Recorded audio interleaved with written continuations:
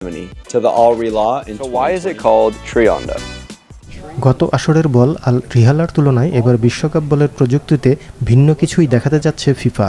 So how does the Trionda বিশ্ব আসরকে সামনে রেখে এমন বল তৈরি করেছে এডিটাস যে বলকে চার্জ দিয়ে সচল রাখতে হয়। এডিটাস বলের ভেতরে যুক্ত করেছে একটি বিশেষ মোশন সেন্সর চিপ। বলের ঠিক কেন্দ্রে বসানো 500 হার্টসের এই সেন্সরটি প্রতি সেকেন্ডে রেকর্ড করতে পারবে 500 তথ্য। ফলে অফসাইড, হ্যান্ডবল ও ফাউলের মতো জটিল সিদ্ধান্ত নিতে রেফারিদের সহায়তা করবে এই প্রযুক্তি। এছাড়াও বিশ্বকাপের বল ট্রায়োন্ডার নকশায় ফুটিয়ে তোলা হয়েছে 3 আয়োজক দেশ কানাডা, মেক্সিকো এবং যুক্তরাষ্ট্রের আবহ।